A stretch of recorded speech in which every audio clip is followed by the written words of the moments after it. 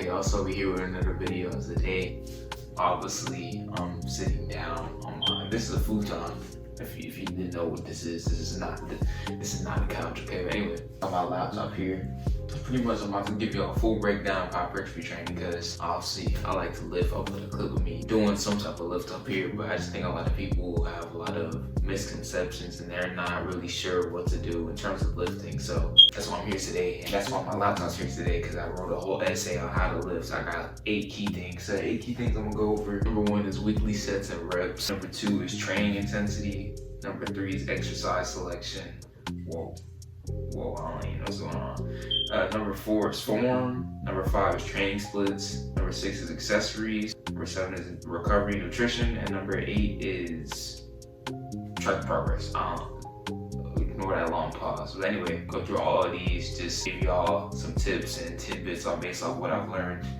And yeah, we're gonna get into the first thing. So the first thing is weekly sets and reps. So weekly sets can vary from person to person, but the average, I guess, gauge or range people should be in is 10 to 20 per body part. But the thing is, you can achieve very good results with lower volumes. I mean, overall, I'm in that range with like certain body parts, like maybe hamstrings or calves or maybe triceps. They're a little bit under that, but the thing is, you can make up for that with higher intensity. I'll get into that a little bit later. But in terms of reps, I would say anywhere from 4 to 20 plus reps can achieve good results and will stimulate hypertrophy. Because I mean, you're probably not gonna train 35, 40, 50 rep sets. I mean, first of all, it takes a lot of time. Second of all, you're probably just gonna be mentally gassed after. And third, it's really not that enjoyable. So I would say just a good, even a 6 to 12 rep range. I know that's kind of an arbitrary range and like kind of been, I guess, myth busted, but actually it's actually a pretty decent range of training because it's not stupidly long and it gets you close to failure in a more effective rate than you just throwing 40 reps at the board. Because I'm not gonna lie, that just takes a lot of time, and if you're really training hard and training failure, it's gonna be very fatiguing and exhausting. But I would say for each exercise, I would give you like a good range, like 5 to 15, like just staying in between there. Me personally, I train like really in the 5 to 10 range.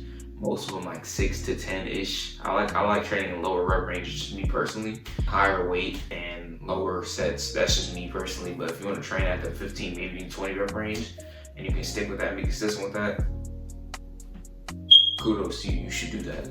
But I would just stay in the 40 to 20 rep range, maybe 25. 25 is pushing it, but anything over 25, I'm not gonna lie, that's a low OD in my opinion, and you're probably doing more harm than good mentally and physically. That's just my personal opinion. But if you want to do 50 rep sets and you can stick with that,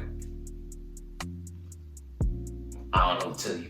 Anyway, I think this is really important, especially on more fatiguing exercises like RDLs, you have squats, you have deadlifts, blah, blah, blah. Anything that's really a compound movement. If you're going above even 8 to 10 reps, it's so like, the thing is, if you really go hard on a squat or a deadlift, going above that with heavy weight, you could first of all risk injury. Second of all, it's just very fatiguing on your central nervous system and just muscular system. It's going to take you even longer to recover from that. So especially on like compound movements, you probably don't want to go super stupid with the reps. Like you hear people doing 5x5s, maybe 4x8, maybe going over 8 is a little bit much. 10 is max in my opinion, but you just want to be a little bit more wary when you're working with like multi-jointed compound movements, because if you go a little too OD with that, you could risk injury and potentially pop something you don't want to, because the last thing you want to do is get injured. Anyway, second thing I kind of talked about, I want to talk about training intensity, and I'm not gonna lie, this is one of the biggest things so I'm gonna say I see people avoid and don't do when they strength train. If you don't train hard, it's gonna give your muscles aren't gonna have a reason to grow, because they're just like, all right, we're doing a set of 0 RR, reps in reserve. That's what RR means. And you're doing a set at like, I don't know, 5 reps left in the tank. Why would your muscles grow? It's gonna stay, I mean, you're not applying efficient enough stimulus to grow. So in my opinion, not even in my opinion, it's been stated in literature. I'll put some Googleage right here proving what I'm saying. But I would say most of your sets should be in the 0 to 3 rep range in terms of RR, reps left in reserve. Like by reps in reserve, I mean reps you left in the tank. But in terms of RPE, that'd be RPE 8 to 10. So rate of perceived effort, like what rate of perceived effort. That's a mouthful of words for me. That's basically okay. On a scale of 1 to 10, how hard is this? But anyway, honestly, most of them should be to the 0 to 2 rep range, well, reps in reserve range. But 3, I mean, that's like bare minimum, the lowest you should go in terms of effort. But honestly, you should train to failure just to see, okay, how does failure feel like? And one thing I heard Jeff Nippert say, I agree with this too. Your first, like, let's say you have 3 sets, right? You're doing 3 sets of leg extension. Your first 2 sets could be, let's say 0 to 2 RIR, because the thing is, that's smart, because you have 3 sets, so why would you go all out on the first 2 sets and you'll be gassed for your last set? So let's say the first 2, you leave 2 reps in the tank, and then the last set, you take it all the way to failure, because it's your last set. You have nothing to lose at this point, so just take all the failure, go all in, go all out, and go for it. That's my opinion on training intensity. And obviously, for me, I train lower volume in comparison to like the 10 to 20 overall recommendation. Your intensity should go up. If you're only doing 2 sets, like honestly, the most amount of reps you should have left in reserve should be like 1, 2, not even. Like honestly, if you're doing 2 sets, you could afford going to 0 RIR, even failure for both of them if your volume's lower. So if your volume's lower, intensity should go up to kind of, I guess, account for the loss of volume. Because if your volume's lower, you can recover more, you can recover quicker if you're going harder. And the thing is, I just personally like training hard. I like training most of my sets to failure, so that's why my volume's a little bit lower. Because if I was doing like, I don't know, 6 by 12, yeah, that wouldn't be good. But anyway, training intensity, I think it's very important. If you're not training intense and you're not training intentionally, your muscles not gonna grow. Because you can do all, because I see a lot of people, they do the same exercise over and over again and they're not making any progress, because the thing is, you're not being intentional, you're not training with enough intensity. So the third thing I want to go over is exercise selection. I'm gonna keep it very blunt in this part. You don't need to be doing jumping jacks on a medicine ball with 50-pound dumbbells with a headband on and a resistance band on your ribs. It's a lot of dumb exercises I see. Like, why are you on a sit-up rack and you're doing bench press? First of all, you're gonna get hurt. Second of all, you look a little bit silly. And third of all, it's not really that effective. Another thing too, like, you're trying to squat. And, okay, if you're training for power and explosiveness, because I've seen track athletes do it and football athletes do it, makes complete sense. That's a whole different, that's training for strength and power and explosiveness. That's a whole different thing. We're talking about hypertrophy, okay? So you shouldn't be doing squats into an overhead press into a bicep curl. You're trying to work 3 different modalities at the same time. And instead, you should keep it simple and train doing a normal bicep curl. Or, I mean, there's other movements that hit certain parts of the bicep and whatever, like maybe it hits more of the long head of the tricep or whatever, blah, blah, blah. That makes sense. Once you get to a certain point, you want to get more intricate with it. But overall, like, nothing will be a normal bicep curl, maybe an overhead press, some type of shoulder pressing, some type of bench press or Smith machine press, some type of squat variation. So you could do a Smith machine squat, hack squat, you could do maybe a leg press, you could do leg extension, a tricep push down variation. It's different. The thing is about simple exercises, different variations you can do depending on feel. Because some variations, like, I don't really like the rope when you do like I'll put a video of someone doing it here. It's like a rope tricep push down. Me personally, I don't do that. I do like a straight bar, maybe easy bar if they don't have it at my gym. But I don't like doing straight bar bicep curls, because for me, that hurts my elbows. I'll do dumbbell curls, seated incline curls, or I'll do supinated bicep curls, or I'll do the bicep curl machine. It's not one exercise you have to do. It's the mechanism of it, and you should pick a variant based on feel. Because a lot of the exercises, like I just mentioned, they just feel uncomfortable. And if it feels uncomfortable, you can't really progress, and you just don't really like it, and the feel of it is just off. So other than that, you can do hammer curls for the brachialis of your bicep. Like, there's certain intricacies you should add, like maybe adding some rear delt work, obviously some side delt work. Obviously there's some intricacies, but overall, you shouldn't be doing hamster curls with, I don't know, dumbbells on your head. Like, don't. I'm not like, if it just looks dumb, like, don't do it. That was such a crazy quote. Keep it simple, dumb it down, and progress over time. That's the main gist of hypertrophy training, to be honest. But fourth thing, and I kind of mentioned it before, because the thing is, I really want to talk about cutting out the lower portion of like squats and bicep curls. So the thing is, this ties into ego lifting. The thing is, okay, for example, okay, you're doing a Smith machine squat and you don't break parallel or whatever. I think it's what's called breaking parallel. So you're not getting low. Because the thing is, if you're doing, especially if you're doing any type of squat, because the first thing, the reason why people can't get like good form is because they're throwing stupid weight on the bar. First of all, I ain't gonna lie, I understand this. Your ego is gonna take a bit of a dent, but the thing is, your ego doesn't really care about building muscle because the thing is, it just knows the stimulus. So the thing is, I figured it out too because for a period of time, I would throw like 225 on the bar and I would try and do squats, but the thing is, I wouldn't get super low. The thing is, when I tried to get super low, I was like, yeah, I need to cut down the weight. So I cut it down like maybe 245s. I think that's Planet Fitness is different because the starting weight's 25, so if you put 45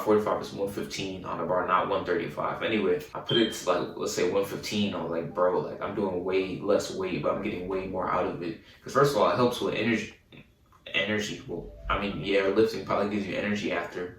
I don't know, but it helps with preventing injury because I mean you're going all the way down. Because the thing is, like, let's say you do this. That's why maybe I've heard things people say bicep curls like if you go down you'll snap something. I mean, not really. Because the thing is, if you go down with a weight you can control and you do that consistently, you're not gonna get injured because you're just gonna progress with that same motion over time. So it shouldn't even be a worry. But the thing is, you're doing 50 pounds, right? No, you're doing 50 pounds, you start with that, you throw 80 out of nowhere, and the thing is you're cutting out the lower portion. When you hit the lower portion, your arms go, and you're cooked, you're done. Like, obviously, you progress to a certain point, there's just genetic freaks, like maybe a Chris Bumstead or, I don't know, a strongman. They could squat 400, 300 pounds on a hack squat or maybe a Smith machine squat with perfect form. The thing is, you see that, and you're like, oh, I can do that. You start turning it, and then you just snap your stuff. Like, obviously you have to start from somewhere and then you can progress and then lift some crazy weight with good form. And the thing is, you have to start with good form with the lower weight. That might hurt your ego a little bit, but it won't hurt your legs and snap your,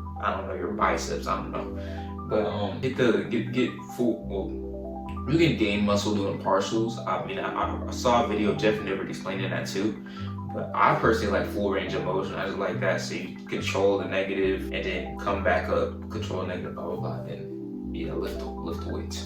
But just control the form, make sure you're not throwing stupid weight in. Most of the time you're just throwing in a lot of weight and you don't really need that, and you need to build up to it more gradually, such as throwing on the bar. But then the next thing I want to talk about, training splits. There's literally so many training splits. I could literally hurt my head looking at the amount of training splits there are over there. I mean, there's Arnold, there's full body, there's upper lower, there's push pull leg. These are like the most common ones, and all of them are good. It just depends on maybe your schedule, your preferences, and what you can recover from. Like, those are the three main things. Also, what you can stay consistent with. Because if you're doing Arnold and you can't even recover from it and you don't like it and you can't stay consistent with it, none of this matters. So if you like doing full body, stick with it. Pick some movements you like and then tailor it to your schedule and how you can recover and what like you can stay consistent with. Like I said, if you want to do upper lower, that's a good option. If you want to do Arnold, if you want to make a whole different split, like for me, I do chest, back, legs, shoulders, arms. Well, I put core on my chest, back day and my shoulders and arms day. Also, I'm a little side tangent. Core, in terms of core,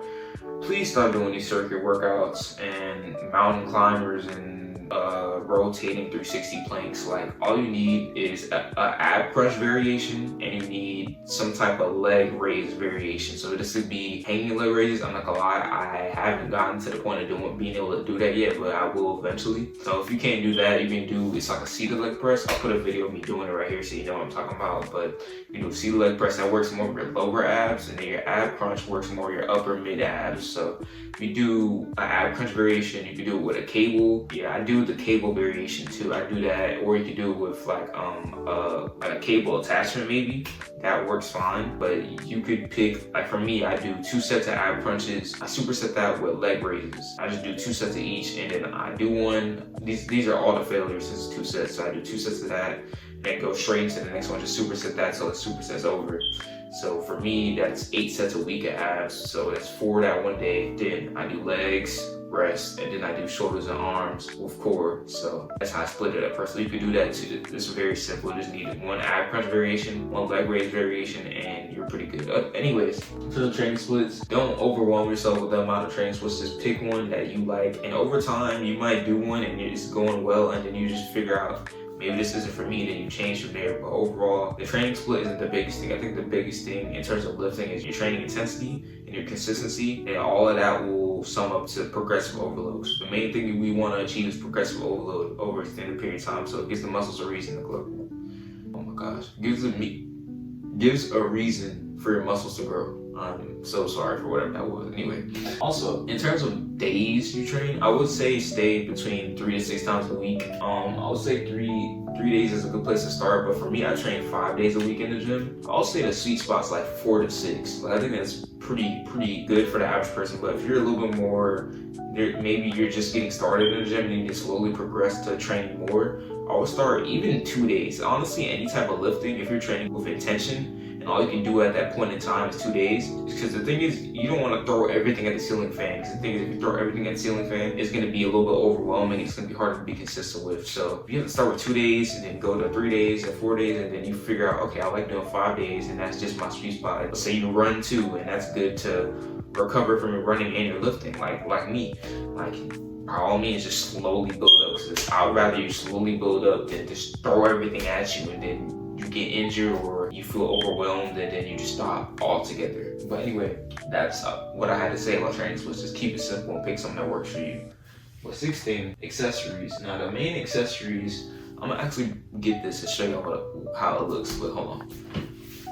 Okay, now I only have one of these, but the main two I would recommend, and these in my hand, these might look like, I don't know, nunchucks or something. Not even, I don't know. The main two things I would recommend is lifting straps and also maybe a lifting belt if you're lifting really heavy weight, and I'll explain that in a second. But the main ones I want to recommend is lifting straps. So this will help with any back exercise, even like leg extension and leg press. That might sound weird, but the thing is, with leg press and leg extension, it can help you strap into the movement and to the equipment you're using. It can just help you be more with the movement, help you not like really, I guess, jerk back and forth or just kind of fall off course. I don't know, it just helps you lock more into the movement, if that makes sense. But the main exercises I would recommend you use these for is any back exercise, so any pull-up variation, any lat pull down, any row, anything to do with back. The thing is, back is one of the strongest muscles in your body. So once you build up to a certain point, it's gonna be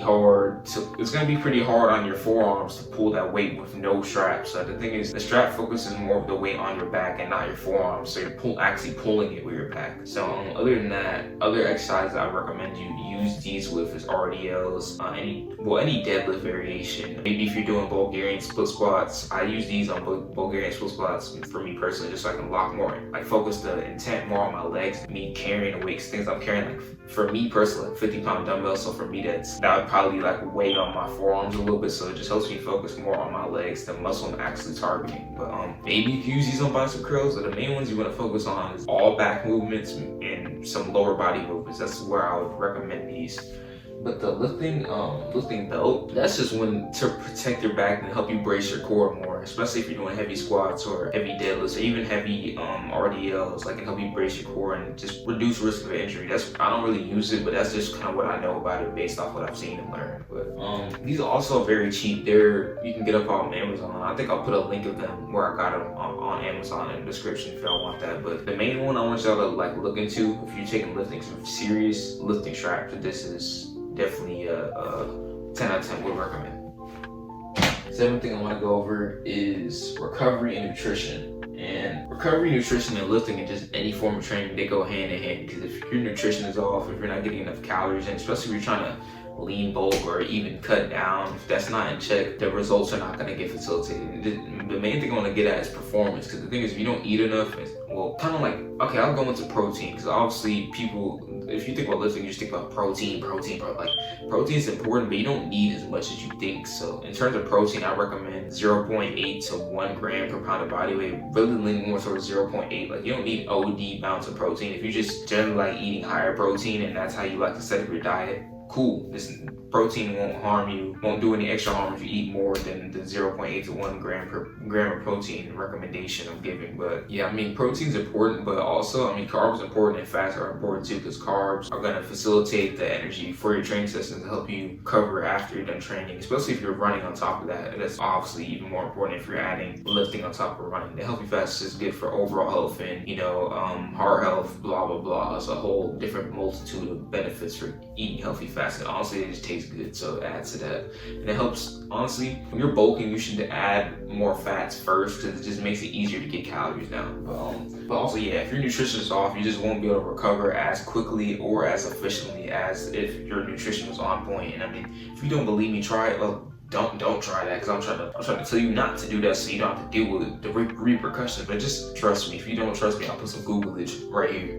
Google maybe not 100% the trusted place, but just trust me. Another main thing I want to harp on and tell you about is sleep. And honestly, I see this with running and lifting. If you don't sleep enough, you might not feel it that first day, but it lingers and it creeps up on you after those next 2 to 3 days, especially if you're training hard. If you're training hard, your central nervous system is going to be off, your muscular system is going to be off, and just your whole vitality, just feeling as a human being is just going to be thrown off when you go into the gym. So just make sure you sleep, and I would recommend 7 to 9 hours on average, because obviously some nights you might go to bed a little bit later, or you might sleep a little bit more. Just on average, I would aim for 7 to 9. That'll be different from person to person based on their schedule and just their needs to recover, because some people might need more sleep than others. But just kind of stay around that range, and just because the thing is, if you don't sleep enough, it'll be harder to progress. If the way you feel, just like vitality wise, will just be thrown off the whole session, just your whole day. So also in terms of recovery, you could also foam roll and do some band work. Like, hold on, let me show you. I got this foam roller here. This is mainly for running, but this could also be used to just recover just in life in general. So I'll roll out my back, my calves, my quads, pretty much anything, even my lats. Like, I'll kind of lean on the ground and just kind of roll back and forth with my lats. Also, I got a little mat right here. Shout out to my dude. She let me, honestly, this is hers, but I just have it in my room. So yeah, I put this, it just makes it easier to roll out. If you have carpet, maybe I wouldn't invest in this, but for me, I have wood flooring, so it just helps me roll out a little bit better. And then, hold on, two more things.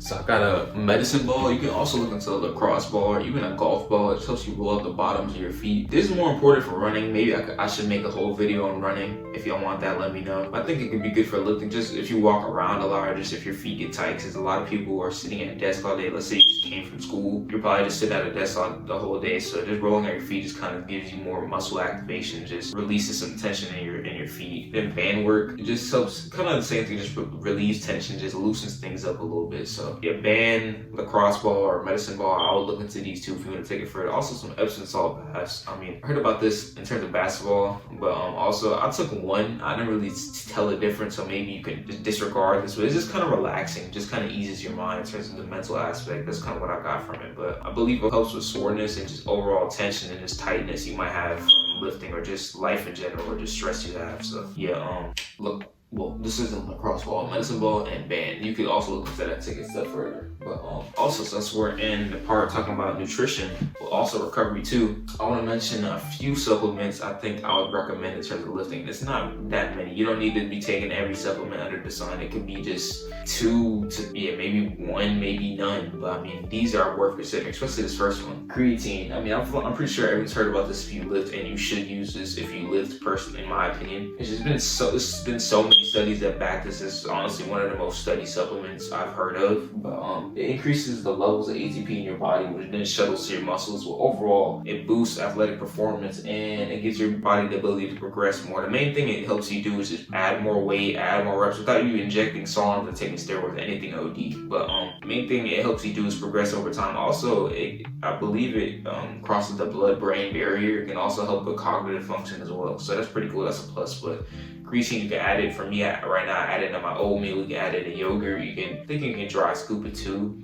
But yeah, I would add it to maybe yogurt, your oatmeal, pretty much anything. You can add it to anything just to get it in. But also smoothies too. You can add it in a smoothie. I've done that before. But next thing I want to mention, if you lift, I mean, this has been like, bro, what's the main protein powder? Like, bro, I don't really have to explain. I mean, I'll explain it, but not really. I'm not gonna go in depth in terms of protein powders. I mean, I think people understand the gist of protein powder. Only thing I want to preface, just make sure you get a good quality protein powder. Just make sure they're not adding a bunch of sugars and and nothing wrong with sugar, but it's just the amount they be adding. Some of them like mass gainers. Don't buy a mass gainer. Just make your own smoothie. If you want me to make I could, like, bro, honestly, here's a mass gainer smoothie recipe just off the top of my head. You can get milk or almond milk. You can get banana, throw some peanut butter, maybe some walnuts, just throw a source of fat in there, throw some protein powder, and honestly, the main thing with mass gainers is just higher in calories. So if you're gonna make something higher in calories, you could add olive oil. You could add, well, olive oil might sound a little OD in this movie, but I've seen people do it. So if you like that and that floats your boat,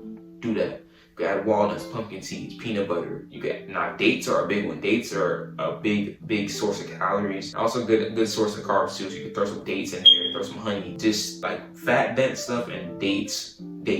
You should try dates. Anyway, you can add that, and then you can easily get a smoothie to over 1,000 calories. So that's really what all it is. Anyway, other than that science tangent, obviously it honestly just helps you hit your protein goals better. Obviously it helps boost like muscle recovery, but honestly it just helps you hit your protein goals faster and a more sustainable fashion setup. Because some people just don't want a whole steak, or they don't want to eat a whole block of tofu, or eat a whole fish, and it's just easy for them to pop some protein powder in the shake and drink it. So I'd honestly recommend it just for its accessibility, and a lot of them just taste good, and its mixability is good, so that's why I recommend that. But the last thing, this is optional in my opinion, but a lot of people like C4 and stuff like that. Pre-workout honestly just gives you that extra oomph to your training sessions. It gives you extra energy. Honestly, you can just do caffeine capsules, or you can just do coffee or any caffeinated thing. Energy drinks, I'm not too crazy about them, but in moderation or just now and then, I don't see a problem with it. But yeah, you can do pre-workout, or you can do a caffeinated beverage, or even coffee or caffeine itself. But also, I forgot about the recovery section. I want to mention walking is also good for active recovery. Personally, for me, I aim for 15,000 to 20,000 steps a day. You don't maybe have to do that much, but I'd say 8 to 10,000 steps a day. Because another thing too, another misconception people might have when they lift, they're like, oh, I don't have to do cardio. I mean, obviously I run personally. You don't have to run if you don't want, if that's not the mode of cardio you want to do. But I think getting anywhere from 8 to even 12,000 steps for like general just recommendation, in my opinion, just getting some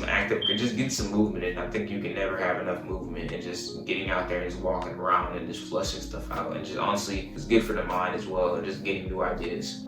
Other than that, 8th thing I want to leave y'all off on with this video: track your progress, please. Like, for the life of me, track your progress, please. The thing is, if you don't track anything, you don't know what weight you were at, you don't know how many reps you were at, you don't know how many reps you got last session. Because the thing is, if you don't know how many reps you got last session, how are you gonna progress? So I just think the main thing, this is one of the main things other than intensity and like maybe nutrition and recovery, you need to track your list. The things, if you don't track your list, you have no idea where to start and where to go from where you were last time, and you don't even know where you were last time, so how are you gonna even progress? But the main places I would recommend like tracking your list: Notes app. So for me, I have an iPhone, I use my Notes app, or you can use Google Keep. Google has a Notes app. You can use an Excel sheet. That's a little bit more, not nerdy, but you're a little bit more intricate about it. I know a lot of lifters do that. Me personally, I just don't like doing that. So it's not really as accessible with me going into my phone like during my lifts, but okay, last session I got 6, so this session I'm aiming for 7. So that's how I do it personally.